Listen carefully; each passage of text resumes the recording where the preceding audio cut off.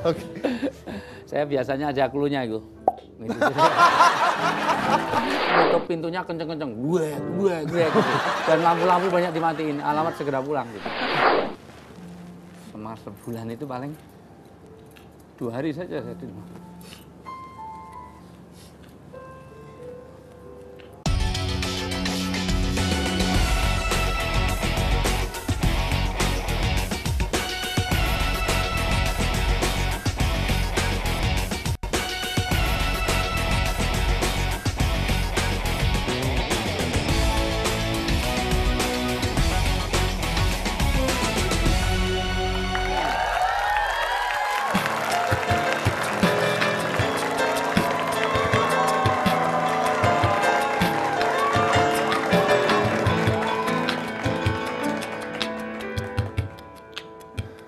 Saya butuh bantuan dari satu orang wanita di sini.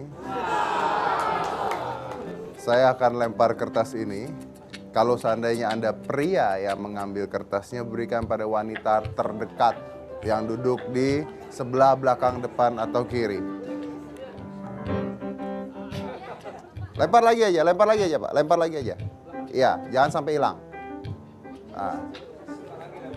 Ke situ banyak perempuan. Nah, oke. Pegang kertasnya. Oke. Nama siapa? Mutia. Mutia, kalau ada merah, kuning, hijau, biru, coklat, pilih warna apa? Merah. Kalau ada angka antara 1 sampai 10, pilih angka berapa cepat? 5. 5. Maju ke atas panggung.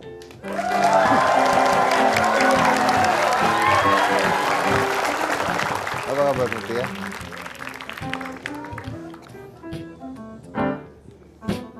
Mutia, ulang tahunnya kapan?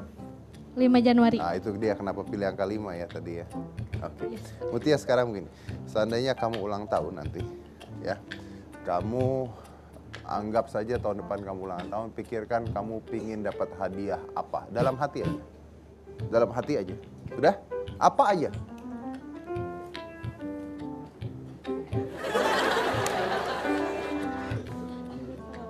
Udah? Hah? Udah? Pakai mikrofonnya. Udah? Udah belum? Lama amat. Udah? Pokok gini deh, pikirin barang yang kamu suka aja apa. Udah? Udah. Ada dalam pikiran kamu? Udah. Sekarang ikut saya sini. Dengarkan saya baik-baik. Namanya Mutia ya? Iya. Mutia, oke. Mut? Iya. Panggilannya apa di sekolah? Mut? Mutia. Mutia, oke. Mutia, tolong pegang. Saya minta kamu tulis nama kamu di sini biar orang-orang bisa lihat. Mutia gitu. Yang besar supaya kelihatan. Mutia. Perhatikan baik-baik. Ini nama dia, Mutia. Namanya adalah Mutia. Dan Mutia, dengarkan saya baik-baik. Ini saya pegang dulu. Sebentar. Mutia, saya pengen kamu gambar. Bisa gambar kan? Oke. Tadi kan kamu mikirin barang kan? Ya, sekarang saya ingin kamu sini dekat saya. Gambarkan barangnya di sini, tapi jangan kasih lihat siapa-siapa. Jadi ditutupin. Gambarin barangnya yang jelas ya, supaya nanti orang-orang bisa lihat kalau kita kasih lihat. Jadi dia akan memikirkan sebuah barang dan digambar barangnya, dan barang itu adalah barang yang dia inginkan nanti ketika dia ulang tahun. Sudah Mutia? Sudah? Udah, oke. Tertutup biar nggak ada yang lihat. Oke. Mana spidolnya? Namanya. Nggak usah dinamain. Tutup. Tertutup. Kamu ambil. Ambil. Nah, dilipat biar nggak ada yang lihat. Kepal di tangan. Udah? Kepal. Boleh pinjam whiteboard? Oke Mutia, dengarkan saya baik. Anggap kamu sedang ulang tahun. Lihat saya. Anggap kamu sedang ulang tahun sekarang ya. Sedang ulang tahun. Terus ada pestanya di sana, ada balonnya di sana, ada kue ulang tahunnya di sana. Terus kamu buka kadonya satu-satu. Lihat saya. Buka kadonya satu-satu. Kamu buka kadonya satu-satu. Terus kamu ambil. Kadonya kamu ambil, terus kamu taruh di meja, terus kamu buka kadonya. Bisa? Bisa kamu buka kadonya? Kamu buka kadonya. Terus kamu lihat satu-satu kadonya. Dan ada satu kado yang paling kamu suka di sana. Bisa? Jadi kamu pikirin kadonya, dan sekarang kamu pikirin, dan kamu udah pikir kado yang kamu suka, betul? Dan sekarang kamu mainkan kado yang kamu suka, betul? ya. Kamu pakai kado yang kamu suka, kamu gunakan kado yang kamu suka, kamu bisa pakai itu untuk belajar, kamu bisa pakai itu untuk macam-macam, pokoknya segala sesuatunya terbuka di pikiran kamu kalau kamu menggunakan kado itu. Ngerti maksud saya? Oke, sekarang lihat saya baik-baik dan saya mau gambar sesuatu.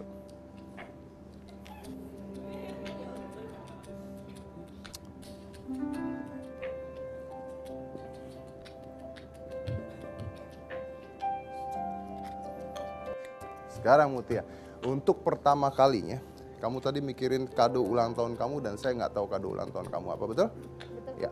Dan kasih tahu saya untuk pertama kalinya apa kado ulang tahun kamu yang kamu mau? Laptop. Laptop. Iya. Laptop yang kamu mau. Iya. And you know what? Well, laptop itu yang kamu mau, Ya. ya? Ya. Masalahnya adalah Mutia, itu kado ulang tahun yang saya mau kamu pikirin, bukan kado ulang tahun yang tadi kamu pikirin.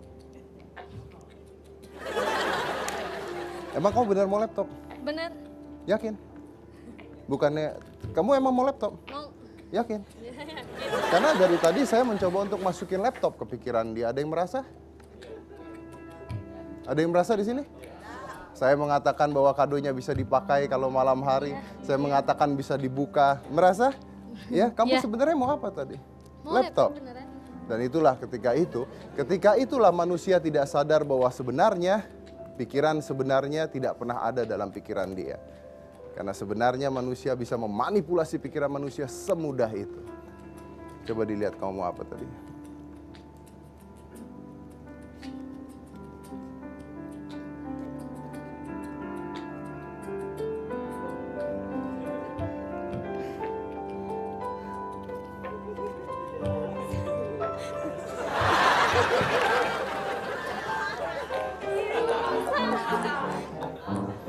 Tas bagus sih, tapi kalau dapat laptop juga lebih bagus sih Mutia. Selamat berpikir ya, mudah-mudahan dapat laptop beneran sama tas-tas ya. Terima kasih banyak. Ya, silakan banyak tepuk tangan. Tahu aja sana. Itulah bagaimana seseorang bisa dimanipulasi pikirannya segitu mudahnya ketika manusia benar-benar mendengarkan apa yang dikatakan orang lain. Dan hal tersebut bisa dilakukan oleh banyak orang. Salah satunya adalah contohnya adalah untuk hal yang baik. Contohnya adalah ustadz-ustadz, pengajar-pengajar agama atau pengajar-pengajar biasa pun dengan tujuan yang baik dan tujuan yang benar. Setelah ini saya akan mengundang seorang ustadz yang pasti Anda kenal. Tapi setelah ini jangan mana-mana, tetap di Hitam.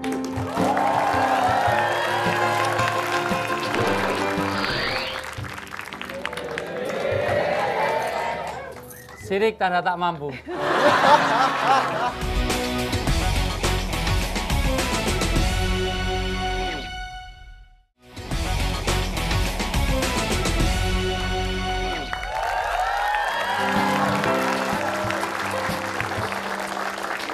Langsung saja saya akan manggil, ini adalah saya sebenarnya sedikit punya agak dendam sih sama beliau ini. Jadi langsung aja ya, ini adalah Ustadz Wijayanto.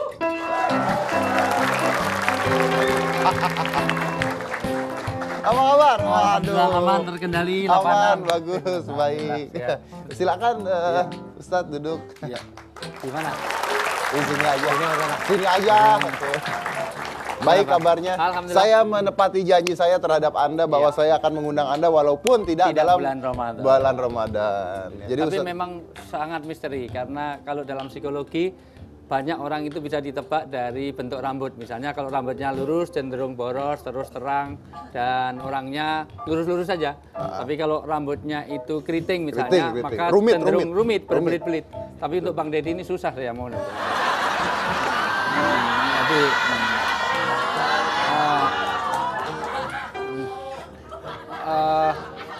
nggak punya pikiran mungkin nggak Ustadz. iya, saya nggak mengatakan gitu, tapi kalau kenyataannya gitu ya sudah. Senang ketawa ya pada ya. Bagus. Oke Ustadz, Oke, tapi gimana kalau misalnya sekarang ini kan kita mau bahas ini, sekarang ini kan banyak sekali ustadz-ustadz bermunculan, ya kan? Banyak sekali ustadz-ustadz bermunculan, tapi yang sebenarnya kok jadi kesannya siapapun bisa jadi ustadz. Sebenarnya untuk jadi ustadz tuh harus seperti apa gitu? Sebetulnya tidak ada kualifikasi yang harus seperti ini karena ustadz itu hanya bahasa Arab saja. Guru kan? Iya, sebenarnya? guru. Jadi orang pengajar. Jadi siapapun ustadz itu bisa untuk guru matematika, bahkan ngajari sulap saja itu ustadz sulap. Gitu. Ustadz sulap. Ustadz sulap. Kok jelek banget ya kayaknya kata-katanya Ustadz sulap. Iya gitu. Cuman Kalau memang, ustadz, kalau yang terkenal ustadz gaul berarti dia mengajari orang bergaul gitu ya? mungkin gitu juga. Mungkin gitu ya. Saya biasanya aja klunya itu. Gitu.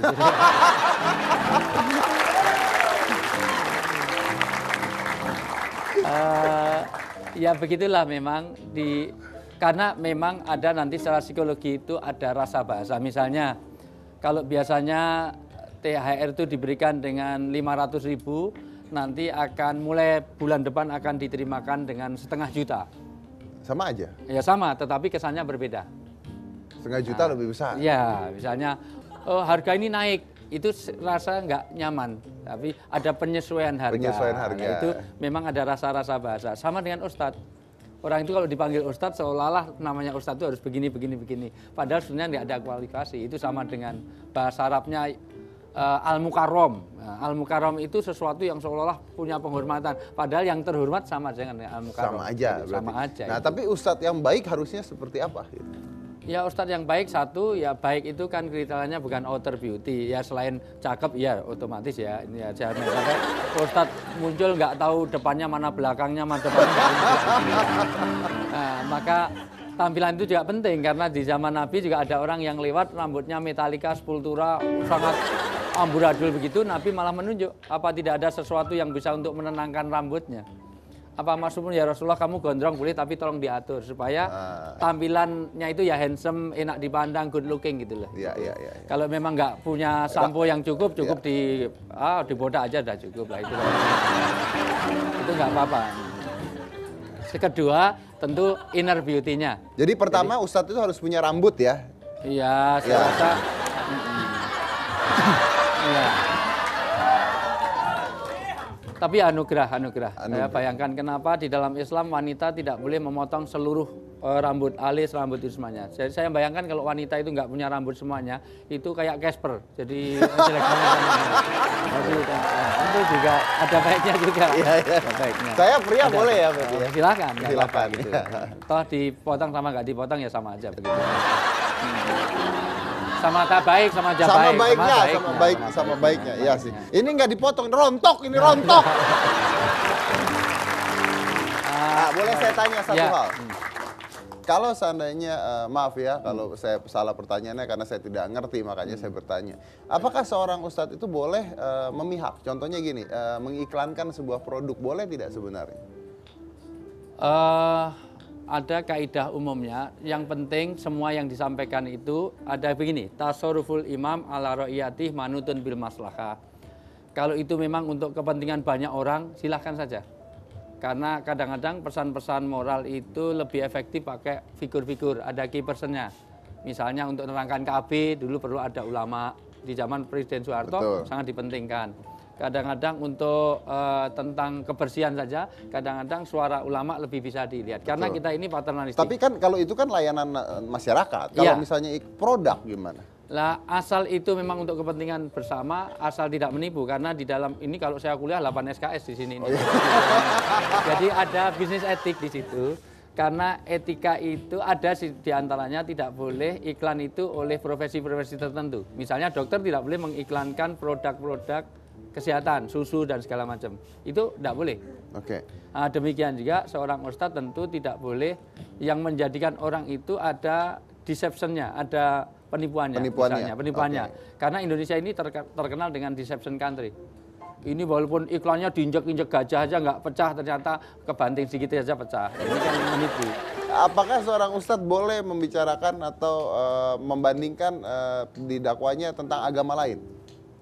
Kalau itu untuk kebaikan ya nggak apa-apa, supaya memang karena semua agama itu punya nilai-nilai kebaikan. Asal tidak mengadu domba. Ya jangan, itu apapun, jangankan agama lain, sesama agama aja kalau itu mengadu domba itu dikatakan dia akan terlepas, Allah akan melaknat orang-orang yang bermusuhan satu dengan yang lain.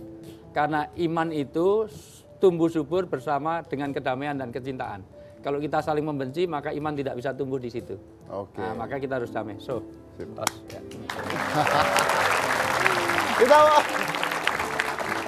selama ini saya mengundang Ustadz, saya nanya dengan Ustadz, istrinya siapa? Istri saya itu murid saya, dia jatuh cinta sama saya, yang suka dia doang. Saya sih sebenarnya biasa-biasa aja, saya udah yakinkan bahwa orang tuanya kaya, katanya begitu. Jadi ini adalah kesempatan saya untuk balas dendam, karena istrinya saya bawa sekarang.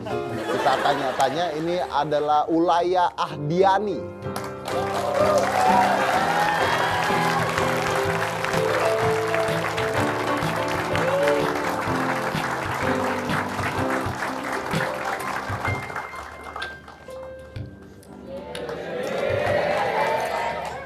Sirik tanda tak mampu. Oke, silakan duduk. Tapi kita banyak yang mau saya tanya nih ya. Jadi siap-siap karena nanti karena aduh, saya dengar cerita dari Ustadz kayaknya kesian sekali Anda itu sebenarnya. Makanya saya mau pastikan apa yang sebenarnya terjadi. Untungnya selama ini tayangannya nggak pernah dilihat sama istri saya. Oke, kita akan lanjutkan lagi nanti setelah yang satu ini. Jangan mana-mana, tetap di Hitam Putih.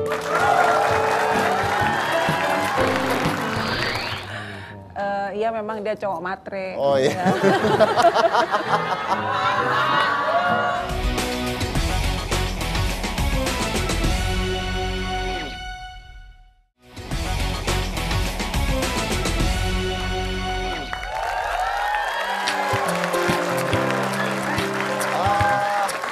Pertama-tama mungkin saya boleh minta Ustadz untuk duduk agak dekat dengan saya. Dekat-dekat. Mau saya remote soalnya kalau ada sesuatu yang salah nanti. Pencet. Ya gimana Bang? Silakan dekat saya juga. Oh, gitu. Iya, Oke. biar enak gitu.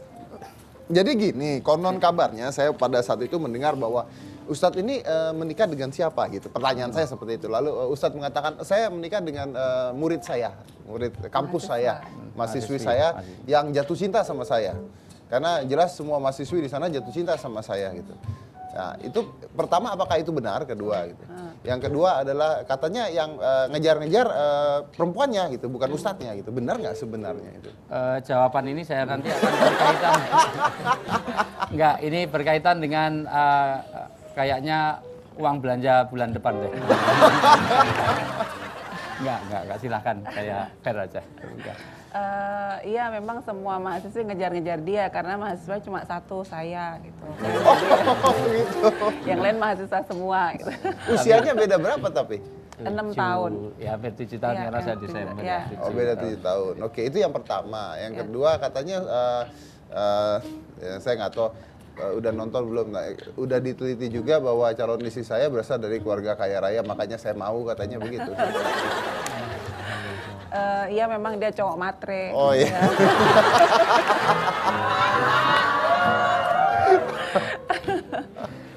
Oke, tapi ya, oke, itu kita bercanda ya, semuanya kita bercanda.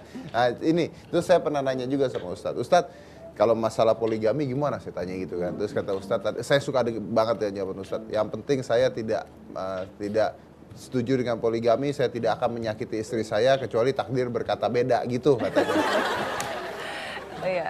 Ya sampai sekarang takdirnya berkata istrinya baru satu gitu. Cuma satu gitu Cuma ya. satu, gitu. Kalau jawaban serius nih ya, kita memang nggak bisa ya, itu memang ada di Al-Quran kan. Kita nggak bisa mengatakan tidak setuju gitu. Jadi ya selama ini saya setuju asal bukan suami saya gitu aja. Selama ini Anda setuju asal? Asal bukan suami saya gitu. Kan itu ada di Quran, soalnya masa kita mau menolak kan ajaran Al-Quran kan nggak bisa. Jadi ya gitu. harus kita terima, tapi dalam tanda kutipnya asal bukan suami saya gitu yang Oh melakukan. iya. Gimana tuh Ustadz? Saya merasa belum sanggup sajalah itu. Belum. Bukan pada kesejahteraan. Kalau hanya kesejahteraan, apalagi tinggal di Jogja, itu dikasih telur dadar aja, alah cukup lah gitu. Kalau saya Makan nggak di mau. Jogja itu. Ya, tapi maksudnya hanya untuk kesejahteraan mudah. Tapi membahagiakan itu yang susah. Iya. Saya tidak yakin kalau saya nambah istri itu anak saya jadi bahagia, istri saya jadi bahagia. Untuk saya sih saya bahagia, tapi untuk anak dan istri saya belum tentu itu. Kalau kesejahteraan mampu saya. Sekali syuting aja asal transfernya ditambah bisa untuk 2 orang.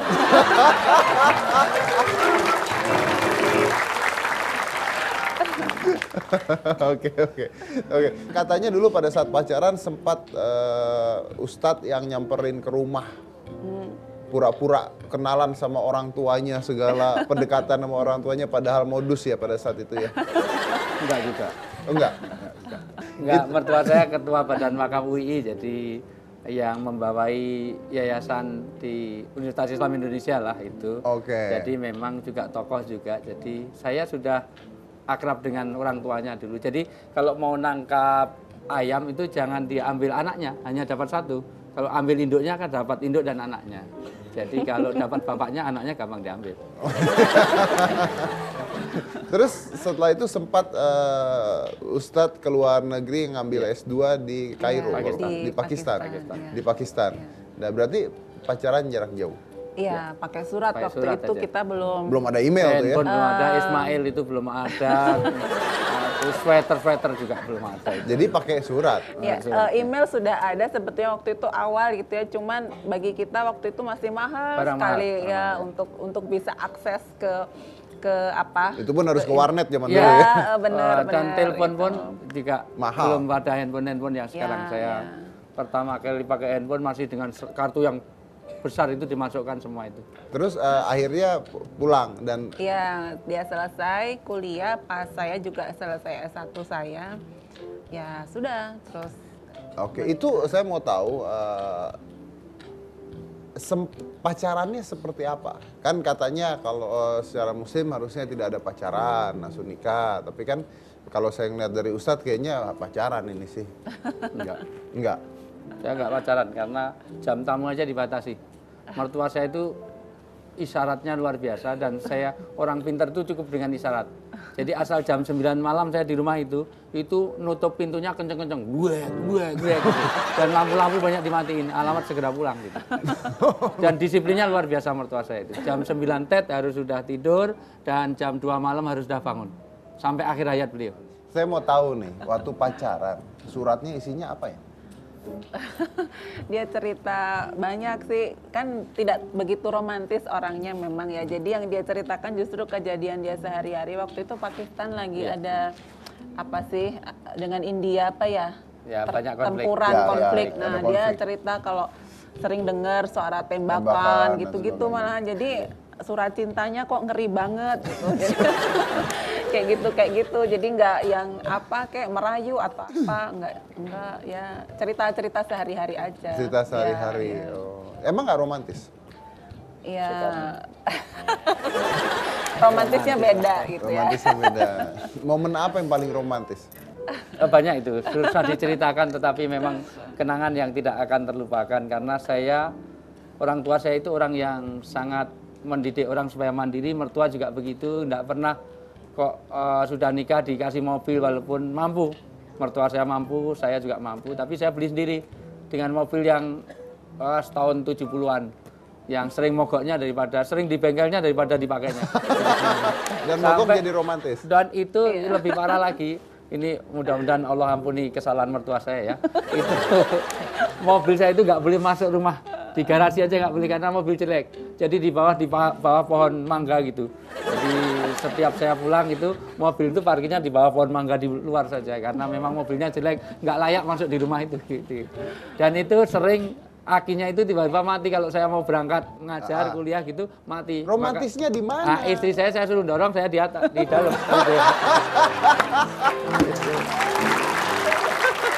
Oke, tapi tahukah Anda bahwa sejak menikah tahun 1997 mereka sudah berganti mobil sebanyak 19 kali. Nanti kita bahas lagi, yang mana-mana tetap di Hitam Putih. Satu suka ngasih uang, satu pingin uangnya banyak. Nih keluarga matre semua rasanya.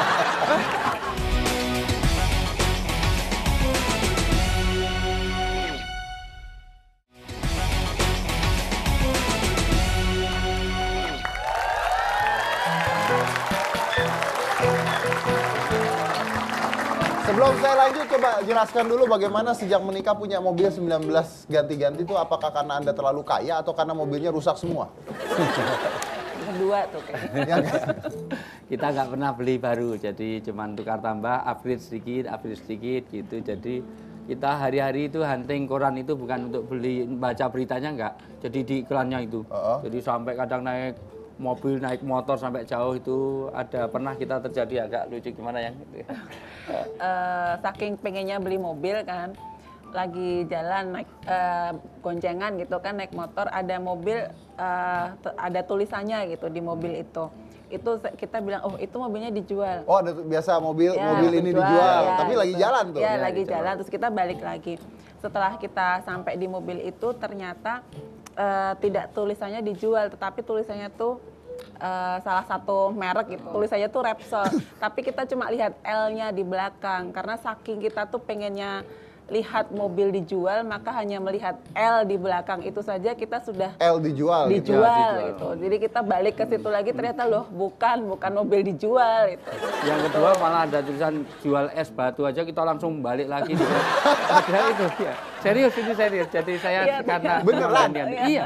Jual es batu. Iya, di maksudnya mobilnya itu- mobil itu ada tulisan jual es batu itu untuk benar-benar tempat itu. Jadi saya pikir yang dijual itu mobilnya. Saya buru-buru balik muter itu cepet. Oh itu mobil cocok. Barangkali uang kita sampai. Ternyata cuma jual es batu bukan mobilnya itu yang dijual. Tapi pertanyaan saya sekarang mobilnya apa? Ada Mercy, ada.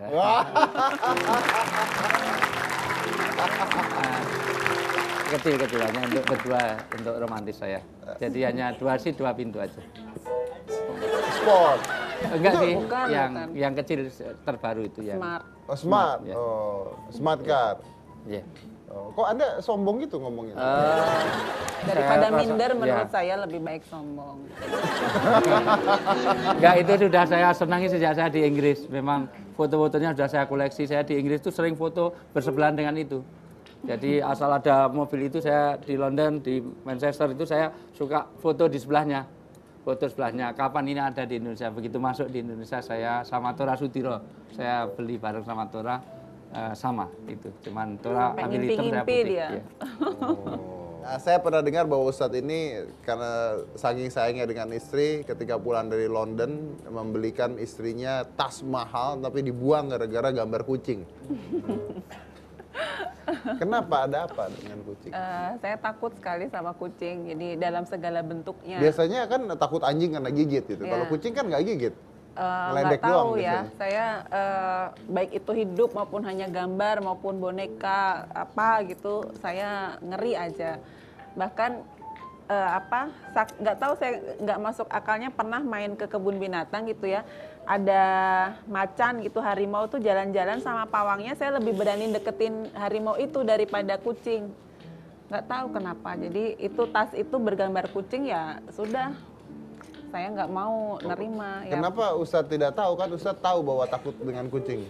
Saya berpikir itu Herod kan tas mahal, tas yang hanya bisa dibeli di sana gitu. Jadi saya tidak terpikir di itunya. Ya oleh-oleh yang lain juga ada, cuman salah satu oleh yang tidak dipakai langsung dikasih orang itu yang itu. Tas mahal-mahal Herod langsung dikasihkan Gara-gara gambar kucing. gara-gara gambar kucing. Dan sampai hari ini rumah saya itu anti kucing. Jadi saya kasih pagar di seluruhnya. Saya tulisi kucing dilarang masuk, itu semua saya tulis. Karena saya jarang di rumah, jadi kalau ada kucing di rumah itu musibah besar. Dia akan teriak-teriak dan luar biasa. Benar-benar takut teriak-teriakan. Iya. Oke. Anak sudah berapa? 3. 3 ya? Oke. Dari kalau- yang sini. Iya, dari yang ini 3 ya. Yang lain kita bahasnya nanti aja setelah break ini. Oke, kita undang aja, ini adalah Iva, Nufi, dan Naja ya.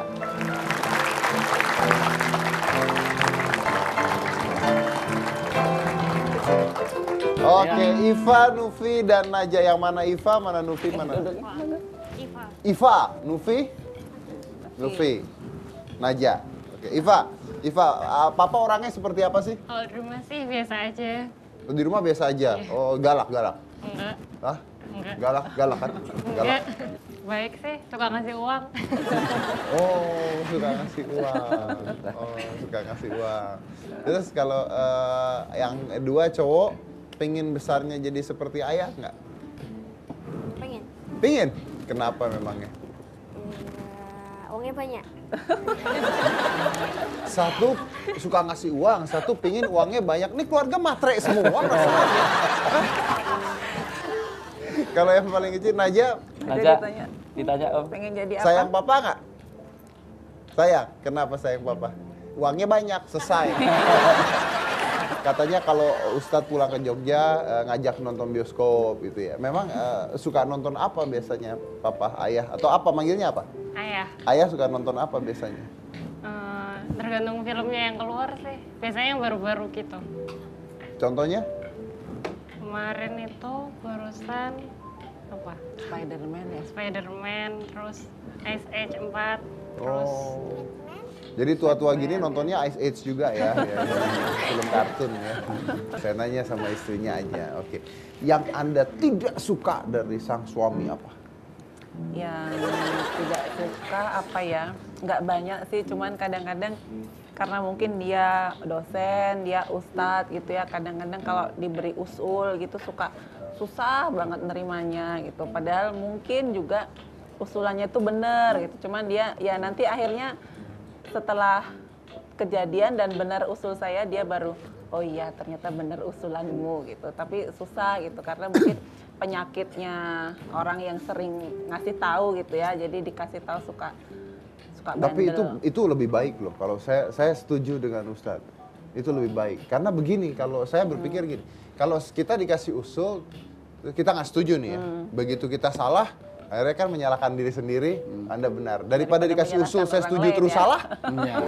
ntar saya nyalahin orang lain. Saya belajar dari Bang Deddy. Iya, yang sama. itu juga. Yang kita belagu dua-duanya ya. Oke. Tapi kalau kebiasaan jelek, contohnya? Kebiasaan jelek apa ya, nggak pernah naruh barang itu di tempatnya. Jadi ya kan dia sudah mulai meninggalkan dunia hitam nih ya, sudah banyak yang putih gitu kan, sudah apalah lupa termasuk salah satunya. Padahal dia naruh barang tuh suka sembarangan, yang kacamata. Meninggalkan dunia hitam maksudnya apa? Ya rambutnya sudah Sudah mulai ada memutih. yang memutih. Oh, udah tua gitu maksudnya. Ya, kan nggak bisa vulgar Tapi begitu. saya terus terang, nggak saya Mas. botak biar nggak kelihatan putih gitu jangan. Iya sih, benar. Jadi Anda sebenarnya sekarang ada seorang ustadz dan juga pengajar ya intinya Iya. ya. Pengajar Iya. di universitas 3 jam ada. di Gajah Mada. Ada juga di swasta tapi hanya kalau pas saya lihat pas timingnya cocok dan dealnya cocok dan Dealnya saya cocok. itu orangnya realistis. Realistis itu maknanya realnya saya hitung betul gitu.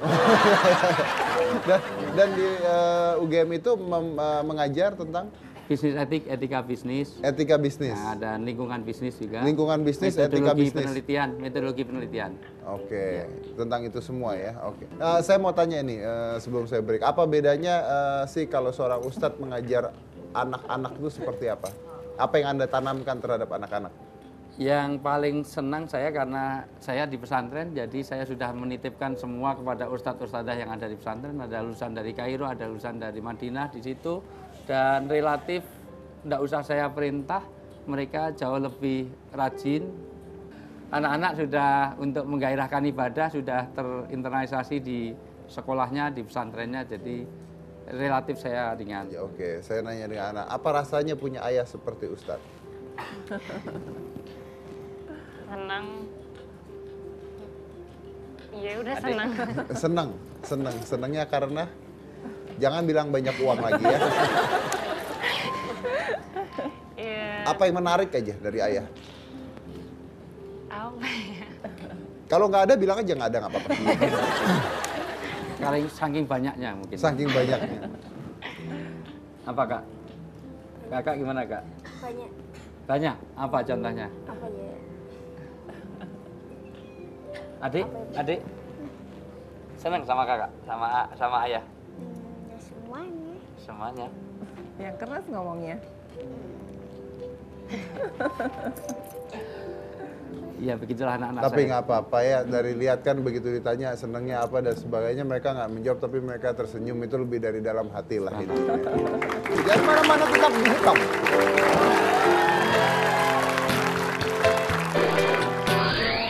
Pengen ayah sering pulang.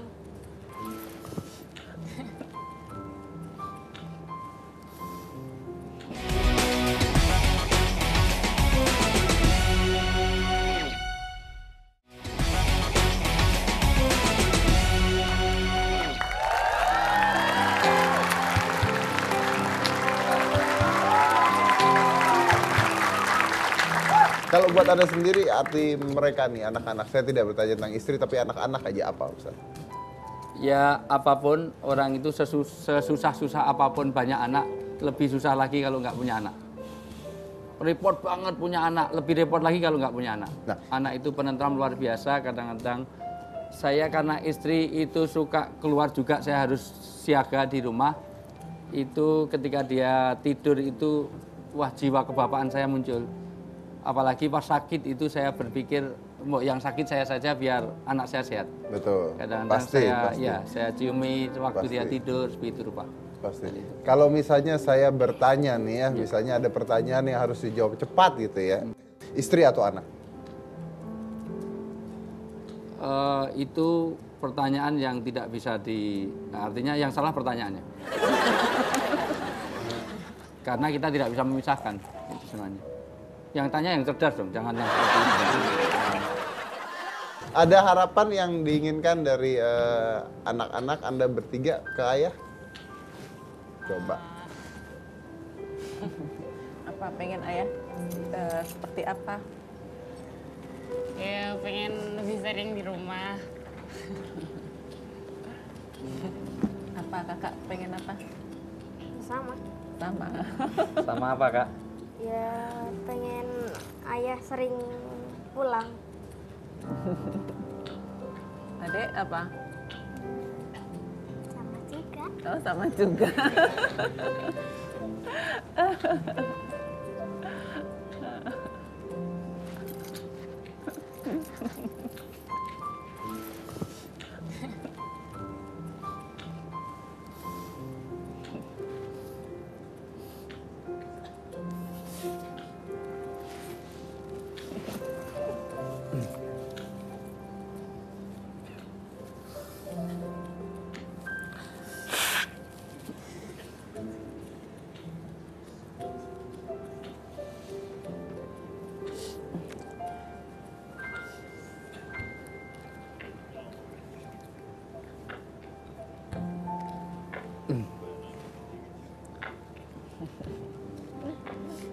Ya kalau sudah jadi anak saya nggak tahan.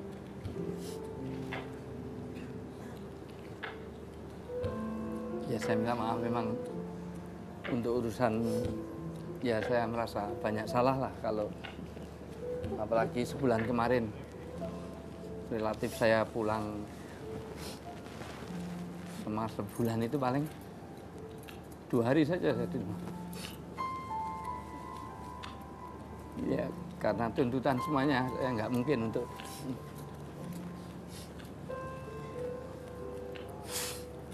Tapi yang pasti ayah sayang kalian semua kan kelihatan itu. Mungkin buat waktunya belum ada, tapi hatinya ada di sana. Mungkin Ustadz ada yang mau disampaikan ke mereka Ustadz?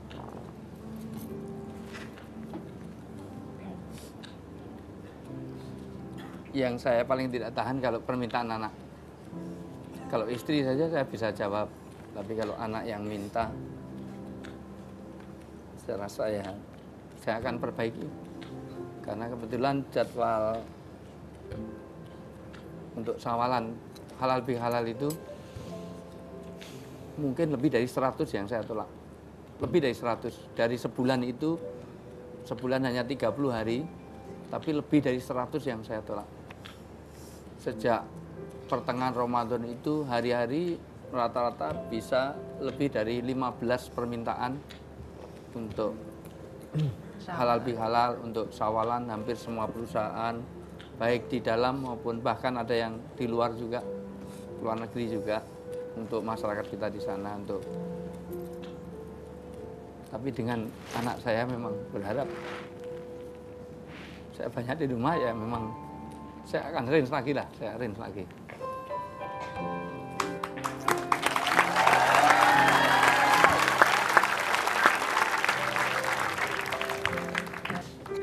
Kalau dari Apa harapannya ya? Ya sehat kita aja kan, bisa ngatur waktu lebih baik.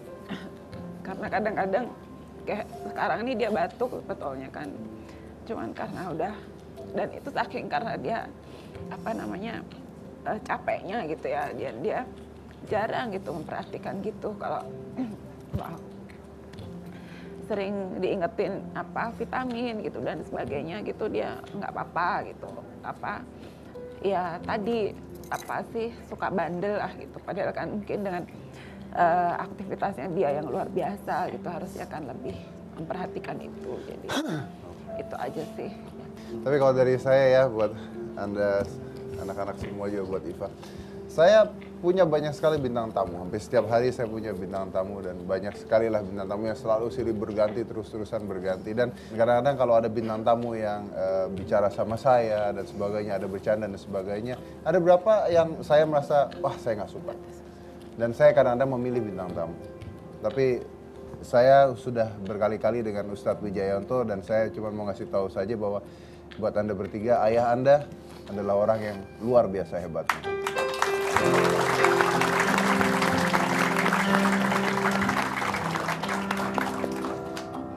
Dan selalu menyenangkan kalau beliau menjadi bintang tamu saya. It's a pleasure to talk to you. Dan itu adalah Ustadz Wijayanto dengan keluarganya. Dan mungkin seperti itu ya, bahwa ketika manusia tidak berada di sana untuk Anda, bukan berarti bahwa dia tidak mencintai Anda. Saya Deddy Corbuzier, inilah Hitam Putih.